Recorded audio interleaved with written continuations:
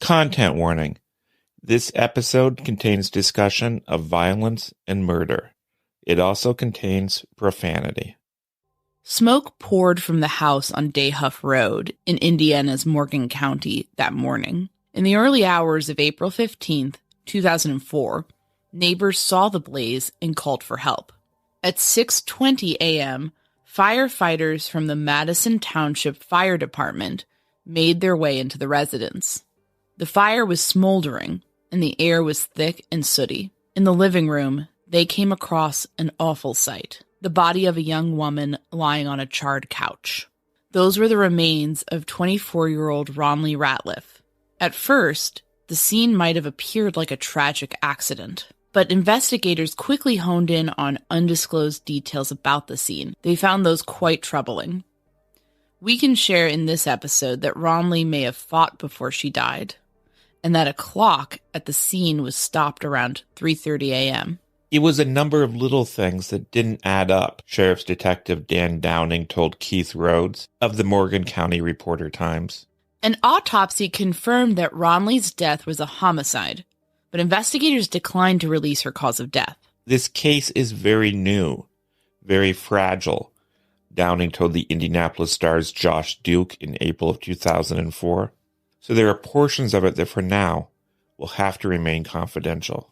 The cause and other details about the crime scene remain confidential to this day, almost 20 years later. All we know is that Ronli died before the fire was set. A few strange details did come out about Ronli's case early on. Notably, she didn't reside in the house on Dayhuff Road. No one did. Ronli lived in Mooresville, in an apartment. The house where Ronli died belonged to her mother, Sandra Allen, and Sandra's husband, Robert. The house had electricity, but it wasn't anyone's primary residence. It was just a property in the family. The home was built in 1976 and sits on a lot of slightly over 5 acres. It still stands today. Photos online show a spacious property with green grass and a little pond or lake out back. There's no indication of the horror that took place there in 2004. Ronli worked at Allen's Body Shop in Mooresville, a well-established business that Robert ran. In fact, the night before she died, Ronli was last seen there, around 9:30 p.m. Ronli was a beautiful young woman who was just starting out in life. She'd grown up in Morgan County, which is situated to the southwest of Indianapolis and to the north of Bloomington. She graduated from Mooresville High School. Before she went to work at the body shop, she worked at 2 local banks. Shy and sensitive, Ronli was not a partier. She didn't go out much. She was much more of a homebody. She wasn't big on dating either, although she did have one boyfriend. That wasn't a particularly serious relationship, though. Ronli loved art and wanted to potentially make a career of it. Speaking to Keith Rhodes of the Reporter-Times, her Aunt Kim summed her up like this: "She was a young lady as close to perfect as anyone could be." So, who could have killed Ronli? That's a question that Kim and local investigators have been asking themselves for close to 2 decades. My name is Anya Kane. I'm a journalist. And I'm Kevin Greenlee. I'm an attorney. And this is The Murder Sheet. We're a true crime podcast focused on original reporting, interviews, and deep dives into murder cases. We're The Murder Sheet. And this is Into the Smoke, the murder of Ronli Ratliff.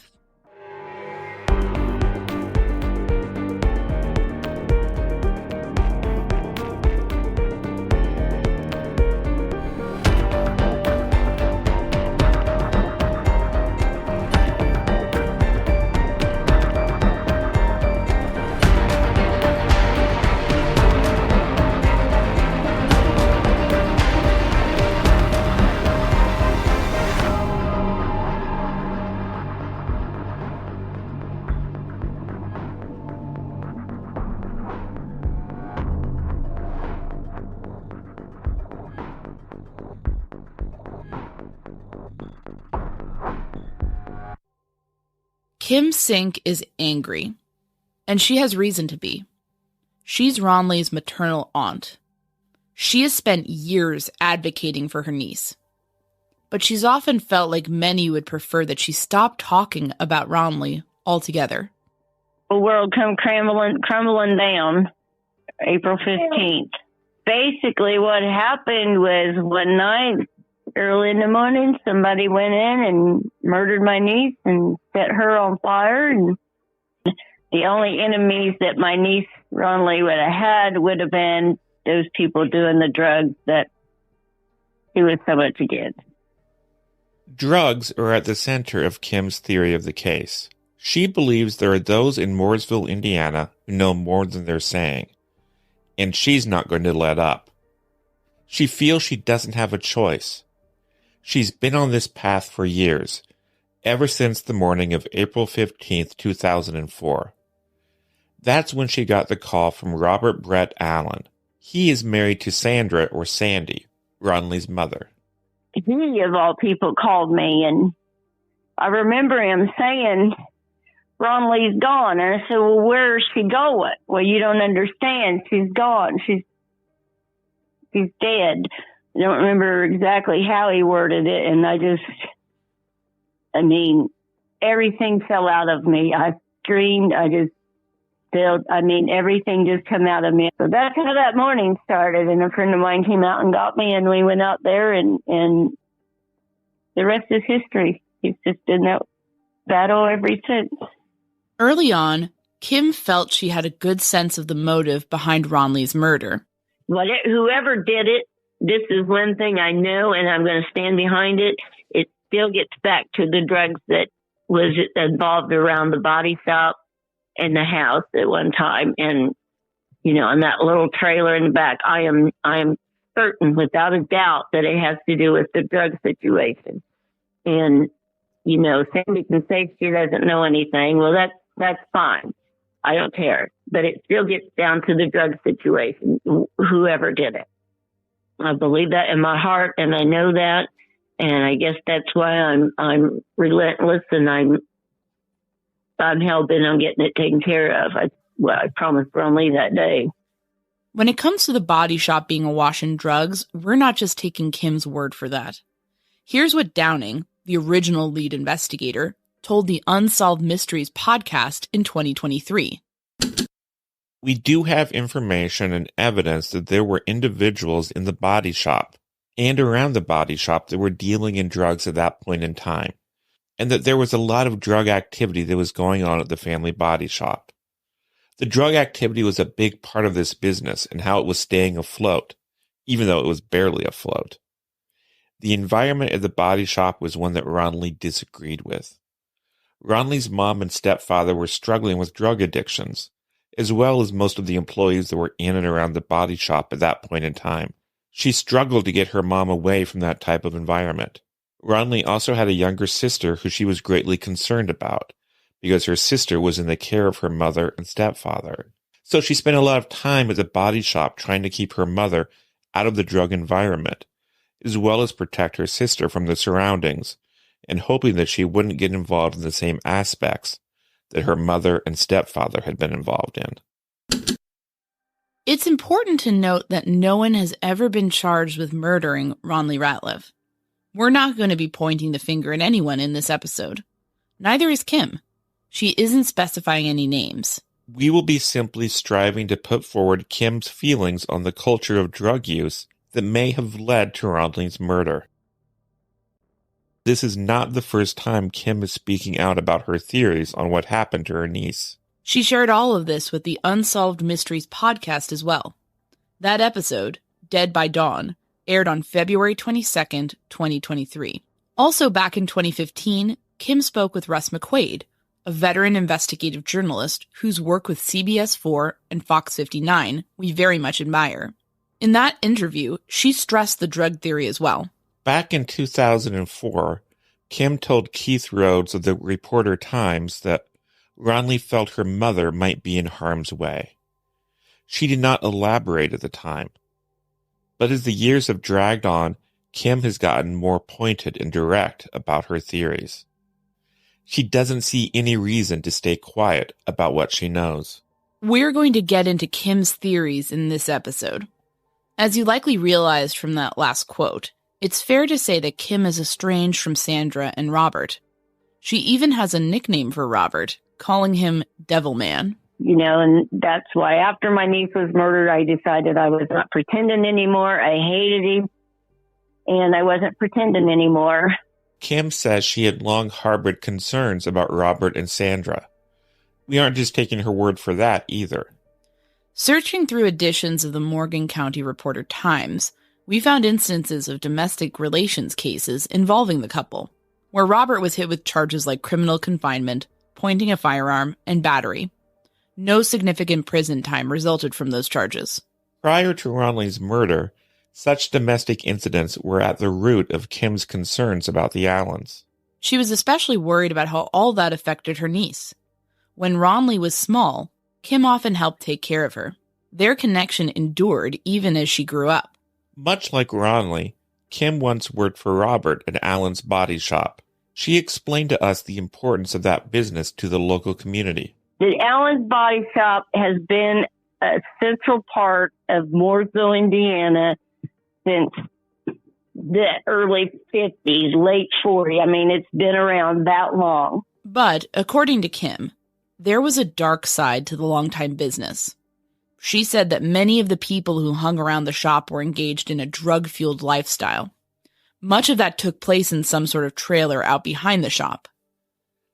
Kim identified Douglas Bullock as one of the frequent drug users associated with the body shop.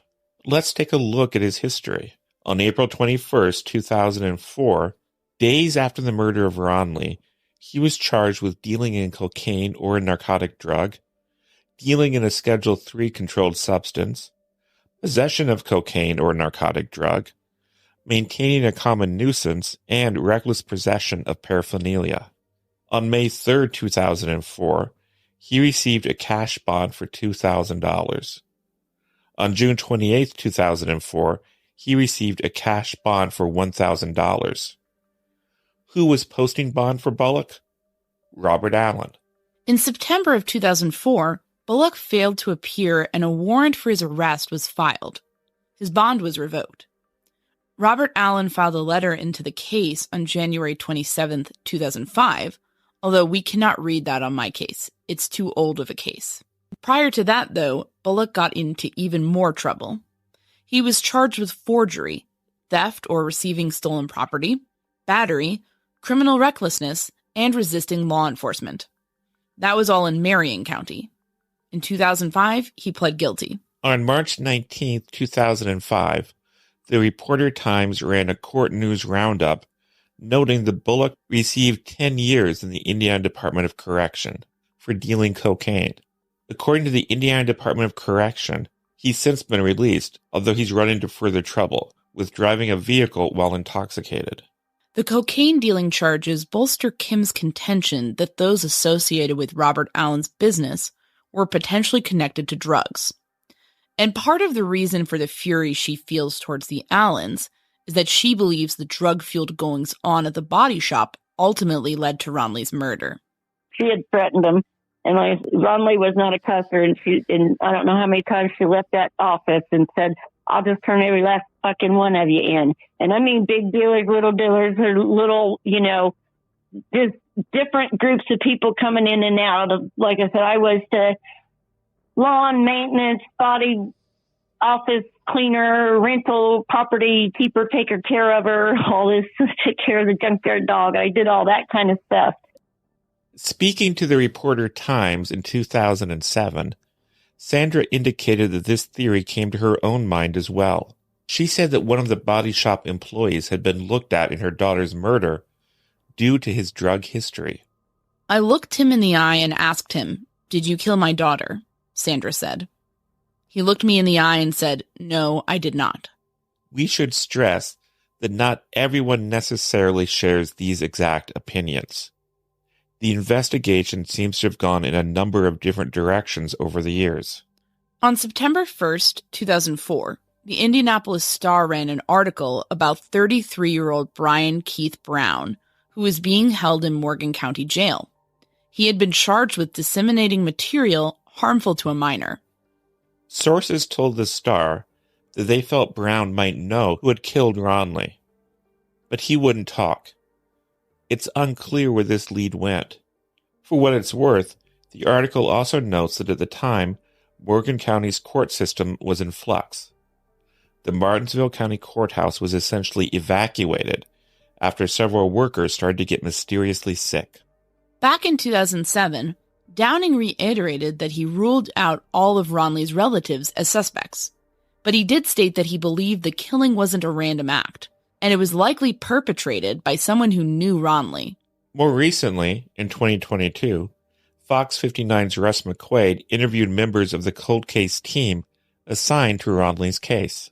They talked about the drug angle, but here's a quote McQuaid got from Detective Dan Riffle, who previously served the Martinsville Police Department. This whole investigation has been like this giant oak tree. Every time you interview somebody, a new name pops up, or a new group of names pop up, or a new rumor pops up. As far as anybody who has been eliminated, there's only been a couple. Ronli's parents, and I don't think they were involved. The detective didn't name names, so we imagine that could also include Ronli's father, Ron Ratliff, and her stepmother, Vina. Here's what Downing told Unsolved Mysteries in 2023. Ronli's mother and father have been relatively cooperative over the years. It doesn't appear that they're involved in drugs anymore. It's possible that they have more information in regards to who is responsible for Ronli's death than what came forward at this point. However, only time will tell whether or not that burden is going to bring them forward with that information. Kim certainly has her suspicions. She says that it wasn't widely known that Ronli was out at the Dayhuff property on the morning of her murder. She says that there's been reports of a waterline issue in Ronli's apartment, but she doesn't quite know what to believe. In 2022, Russ McQuaid interviewed Sandra Allen for Fox 59. Sandra says that on April 14, 2004, Ronli called her asking where her art supplies were, as she wanted to practice painting at the Dayhuff residence. Where she was at out there was not a house that was lived in. There was still stuff out there and still, I think, it had electricity and stuff, but there was no residence actually out there. So Ronli's house, where she resided at, was in an apartment inside Mooresville, right at the Allen's Body Shop. So in the month before Ronli was taken, her mom and the whole drug gang thing, there was a camper that was in behind the office, I guess, and that's where they had been spending them primarily all of their time at. Now, Kim says her niece didn't do drugs. In fact, in her view, both she and Ronli were two of only a handful of workers and friends associated with the body shop who didn't get into hard drugs. According to Kim, operating within an entrenched drug culture caused Ronli a lot of emotional turmoil that was apparent even to neighbors who happened to live near the Allens' property on Dayhuff Road. Well, I went and talked to all the neighbors and passed out flyers, but this one lady, she witnessed Ronli just walking around there was a little lake and just walking up the gravel road, and that lady went to get her jacket and shoes on, and by the time she came back, Ronli had already turned around and heading the other way. She said she was very upset, crying and crying out loud, sobbing, like. So something happened that night, and that lady said she felt so bad. The whole town knew of this situation there, and there was nothing that was able to get done. 2 weeks before Ronli was murdered, she called me, and this is the part that I will never be able to forgive myself for. I just simply said, honey, we can't fix your mom. We've tried, and we can't fix it. Just stay away from her. And then 2 weeks later, I get the call that my niece has been murdered. We reached out to Robert and Sandra Allen to get their sides of the story and allow them to respond to some of the things Kim is saying here. We did not hear back from them. Kim retained some vivid memories of Ronli's funeral.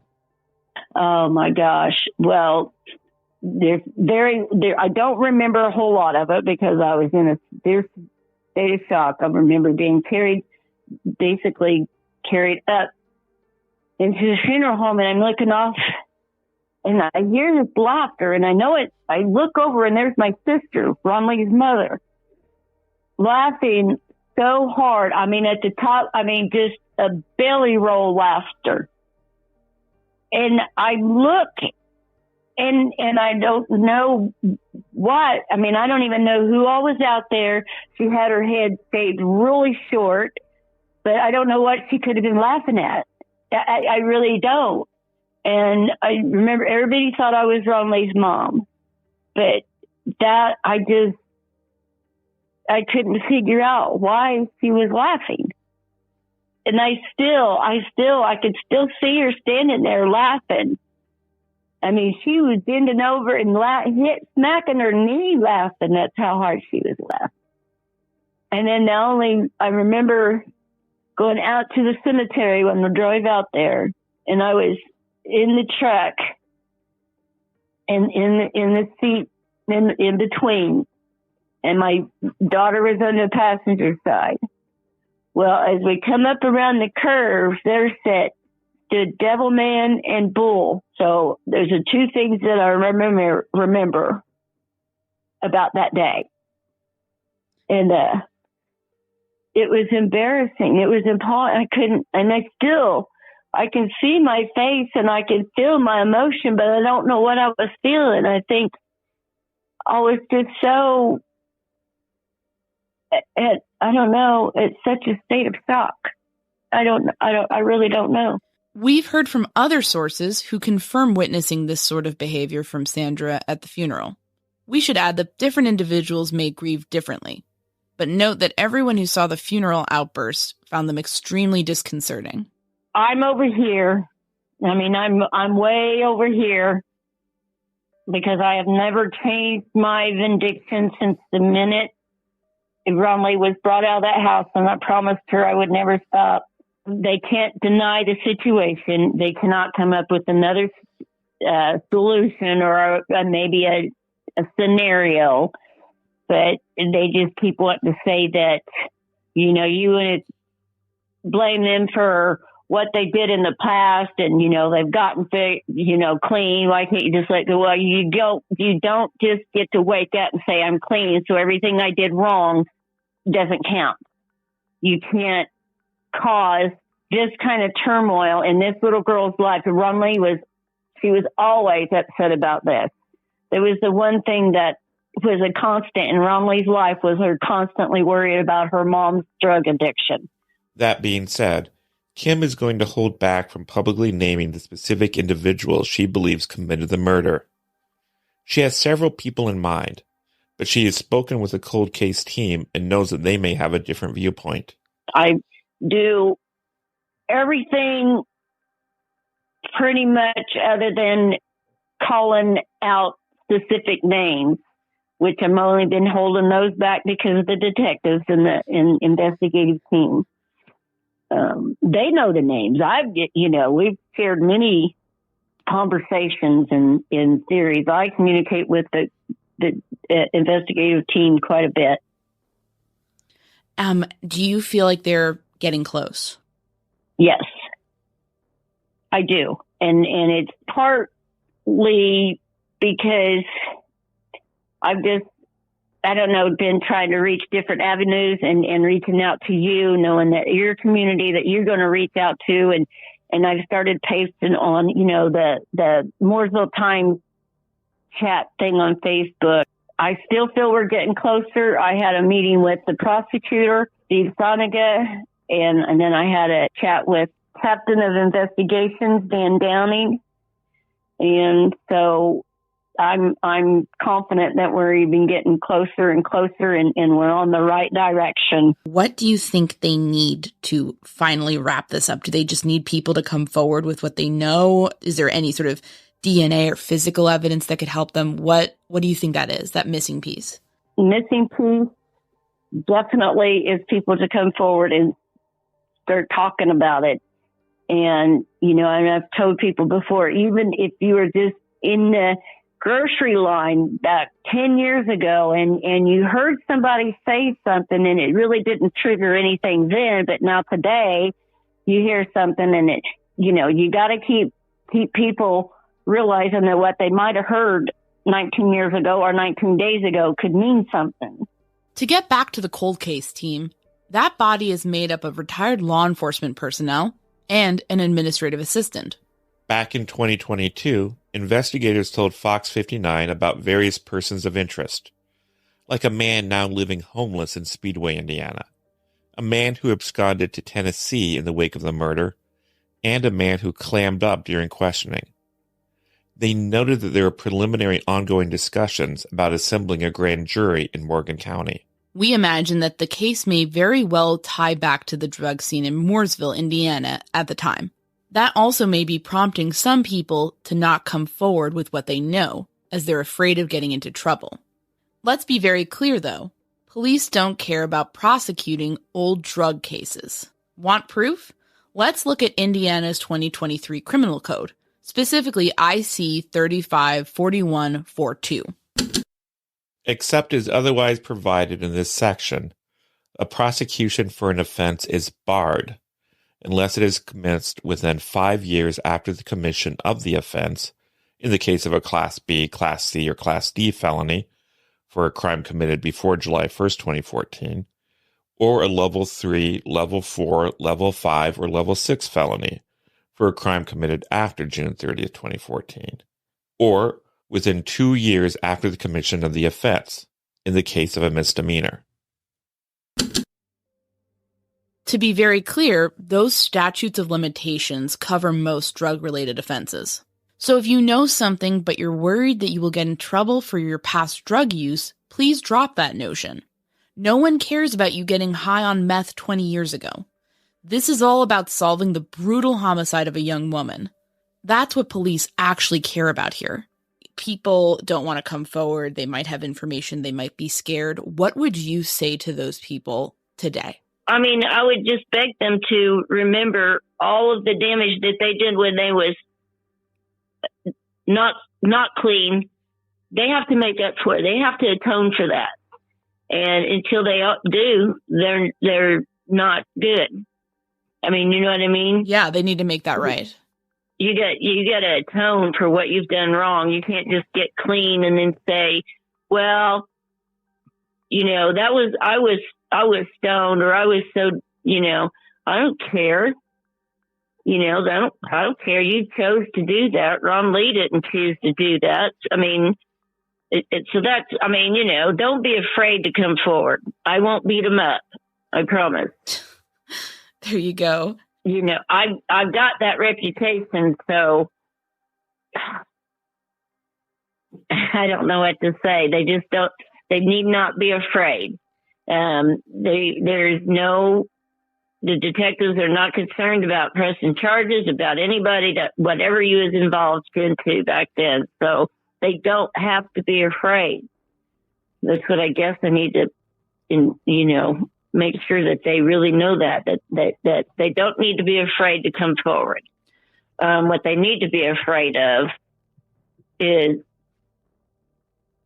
me, because I'm not going to stop. I'm not going to stop. And it's better to get ahead of this by coming forward with what you know than to be surprised by it later on when it catches up to you. Exactly. Now's the time, and because they are getting closer. You know, I mean, they're getting closer. We do know from press reports the police have some kind of DNA evidence, although what exactly that means is unclear. Back in 2004, it took a long time for testing to occur. Since then, the status of the forensic evidence in this case has remained murky. In the meantime, while she feels detectives are getting closer, Kim very much wants more people in the Mooresville area to take up Ronli's case. She wants people to keep talking about what happened to her niece.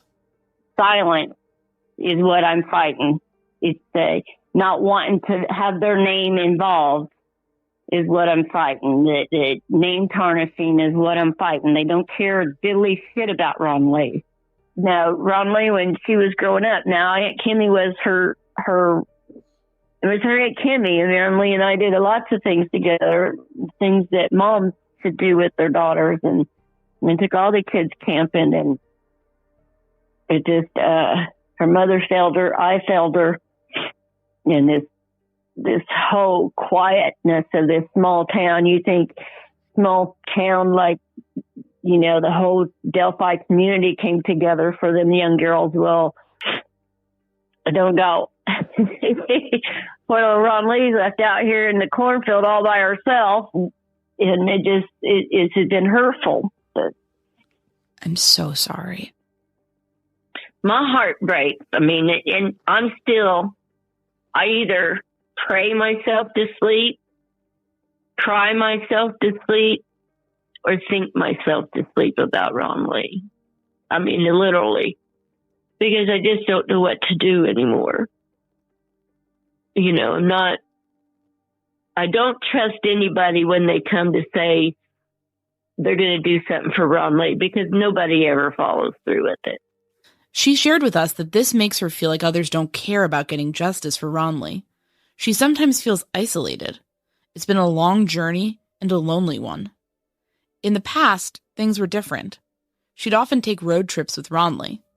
That made me think of one image that is run alongside some of the media coverage in this case. In the picture, Ronli is sitting in the driver's seat of a car, her left hand gripping the steering wheel. Outside the car's windows, it's a bright day, with sunny skies and green grass. Ronli is smiling wide. She looks very happy. Every trip to Kentucky, reunions, and this whatever reason we was going down there, or when I had to drive to Indianapolis, you know, she would always be the one that would drive, and I was the navigator. But on long rides, I drove, and she was the navigator. And just driving around and things of that sort. I just remember, you know, just all the little things, because like she was always with me. She was little, and when she got bigger, she was still, you know, my little Ronli, and I was still her Aunt Kimmy, and I will always remember Ronli and the fun times that we had, and going, you know, to the amusement parks and taking her to the drive-in and taking her shopping and taking her cruising in my car and taking her to get her picture taken, and just everyday little things that you do. She seems like a very sensitive and special soul. She definitely is. I mean, you know, I mean, like when you hear our town girl, I mean, you think of somebody that, you know,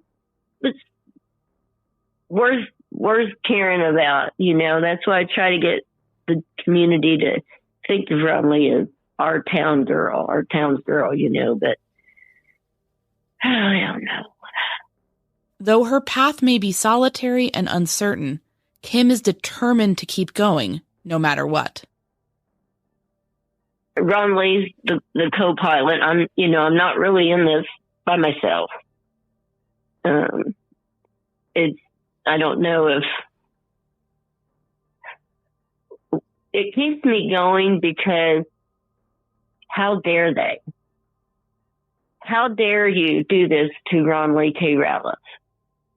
And who the hell do you think you are that has the right to do this to Ronli Ratliff?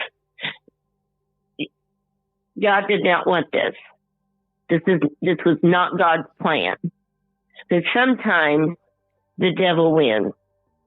And I think that God's got a bigger war that he's going to win, and it's going to be getting the respect and appreciation that Ronli deserves by getting everybody to pay the price. I mean, that's just a spiritual thought, but I believe that. And Mom passed away a few years ago, and I think it's because God wanted her to rest and did not want to see this, because it's getting down, you know, to the wire. And I believe that if he would have lived, I mean, I don't know. I just got a lot of voids when it keeps me going, because how dare they? You know, Ronli should have been happy. She should have been a happy-go-lucky girl. But never really had that chance. If you have information on Ronli's case, we're linked to the Morgan County Sheriff's page. You can also reach out to the Morgan County Sheriff's Office via phone at 317-572-8477. Lastly, feel free to reach out to us at murdersheet@gmail.com, and we can put you in touch with Kim. Join Justice for Ronli Ratliff on Facebook for updates. That's a page run by Kim herself. Thanks so much to Kim for speaking with us. We also wish to note that we relied on reporting from Fox 59, CBS 4, the Morgan County Reporter-Times, and the Indianapolis Star, as well as Unsolved Mysteries, the podcast. We'll link to the coverage we cited in our show notes. Thanks so much for listening to The Murder Sheet. If you have a tip concerning one of the cases we cover, please email us at murdersheet@gmail.com. If you have actionable information about an unsolved crime, please report it to the appropriate authorities. If you're interested in joining our Patreon, that's available at www.patreon.com/murdersheet. If you want to tip us a bit of money for records requests, you can do so at www.buymeacoffee.com/murdersheet. We very much appreciate any support. Special thanks to Kevin Tyler Greenlee, who composed the music for The Murder Sheet, and who you can find on the web at kevintg.com. If you're looking to talk with other listeners about a case we've covered, you can join the Murder Sheet discussion group on Facebook. We mostly focus our time on research and reporting, so we're not on social media much. We do try to check our email account, but we ask for patience as we often receive a lot of messages. Thanks again for listening.